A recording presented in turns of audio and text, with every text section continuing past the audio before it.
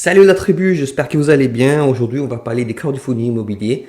J'ai reçu plusieurs messages sur mon Instagram en me demandant comment ça marche, comment choisir les projets, tout ça. Donc, j'ai décidé de faire une vidéo avec un FAQ pour pouvoir vous répondre, ainsi que vous montrer mon site où je suis en train de loguer tous les projets que j'ai investis.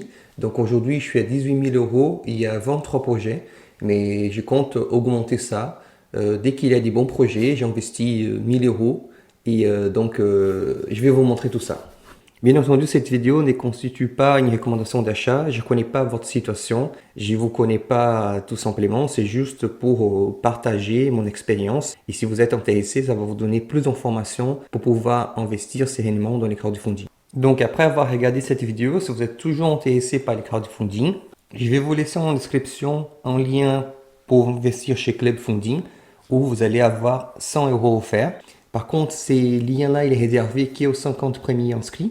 Donc, faites la procédure si vous voulez avoir 100 euros offerts. Et en toute transparence, je toucherai 50 euros si vous faites un investissement avec Club Funding. Après, vous n'avez pas besoin d'utiliser ces codes-là pour me poser des questions ou pour interagir ici avec la tribu. Donc, pour vous expliquer rapidement, même si j'ai déjà fait une autre vidéo que vous laissez ici en haut, vous allez voir sur mon expérience en crowdfunding, comment ça marche les crowdfunding. En fait, un promoteur immobilier, pour pouvoir mener son projet, il va demander de l'argent à la banque. Sauf que la banque, pour pouvoir prêter de l'argent au promoteur immobilier, va demander certaines garanties. Il va demander par exemple que les projets soient commercialisés à l'auteur de 50% et qu'ensuite aussi les promoteurs immobiliers puissent apporter des fonds propres à l'auteur de 10%. Donc aujourd'hui, les plateformes de crowdfunding vont sélectionner les projets, ils vont mettre en contact plusieurs investisseurs qui vont apporter ces 10% des fonds propres aux promoteurs immobiliers.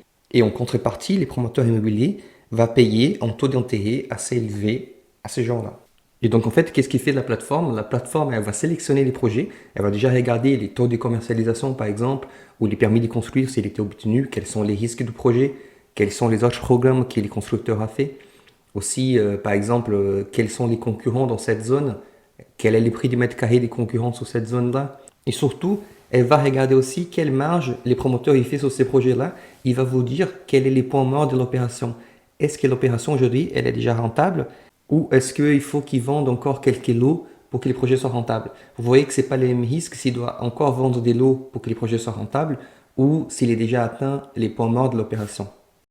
Elle va vous donner des exemples des autres projets que les constructeurs ont déjà fait et comment se sont passés.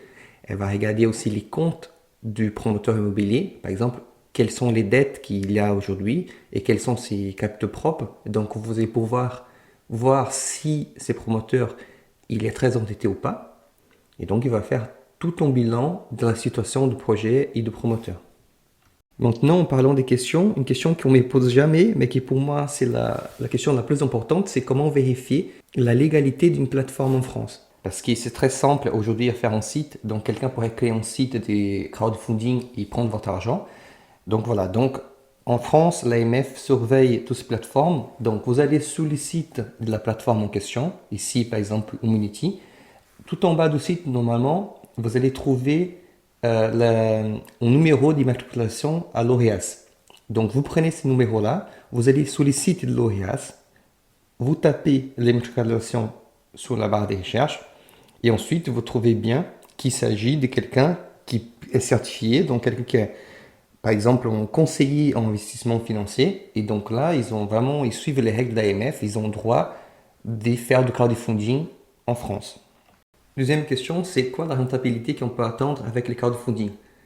En moyenne, j'ai remarqué que c'est autour de 9%, mais vous pouvez avoir des rentabilités de 8% jusqu'à 13%, sachant qu'un projet à 13%, il y a plus de risques qu'un projet à 8%.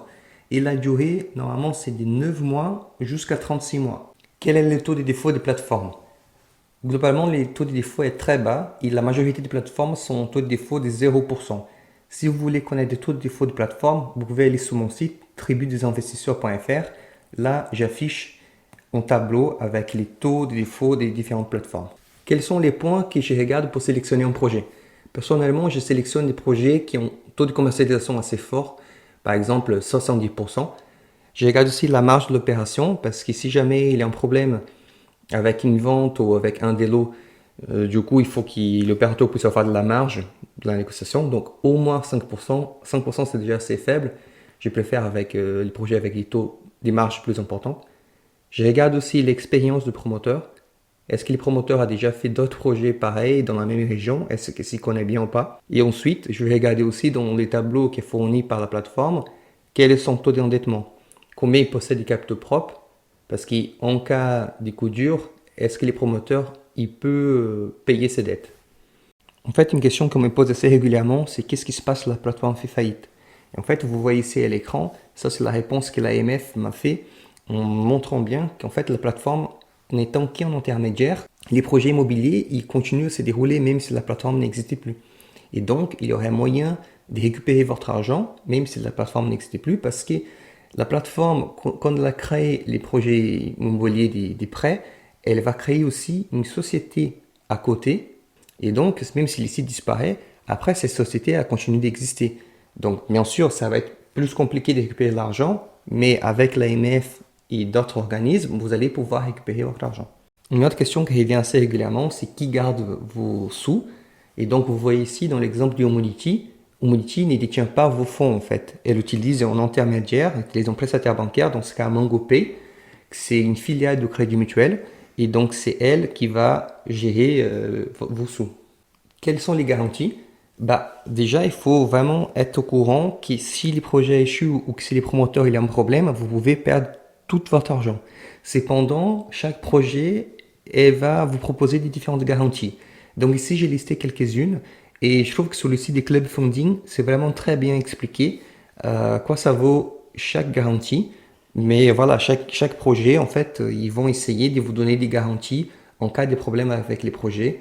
Et donc, vous allez pouvoir recevoir l'argent en cas de problème, mais sachant que ça va être beaucoup plus compliqué si on doit vraiment utiliser ces genres de garanties. Comment fonctionne la fiscalité?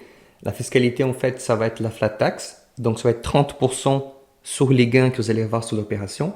Et ce qui est bien avec les plateformes françaises, c'est que vous n'avez rien à faire, en fait. Elles vont déjà pré-remplir votre déclaration et elles vont aussi retenir à la source les impôts. Donc, vous n'avez pas grand-chose à faire. Et comme j'ai déjà évoqué, il y a beaucoup de risques sur ce genre de projet. Donc, vous avez des risques juridiques, des risques techniques, des risques financiers, des risques commerciaux, législatifs. Donc, voilà, tout ce qui est lié à la promotion immobilière. Et donc, faites attention de bien sélectionner vos projets. Parce que vous pouvez perdre totalement votre investissement ou avoir aussi un risque d'illiquidité. Ça veut dire que vous ne pouvez pas vous faire payer cette obligation. Et pour finaliser, quelle plateforme j'utilise? Aujourd'hui, j'ai investi beaucoup chez Homunity, chez Club Funding pour la qualité des projets, pour la qualité du rapport qu'ils nous donnent pour faire l'investissement.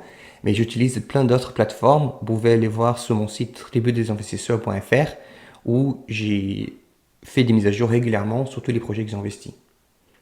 Merci beaucoup, j'espère que vous avez aimé cette vidéo. N'hésitez pas à me laisser un commentaire si vous avez encore des questions et de me suivre sur les différents réseaux sociaux comme Instagram, Facebook et TikTok. Merci.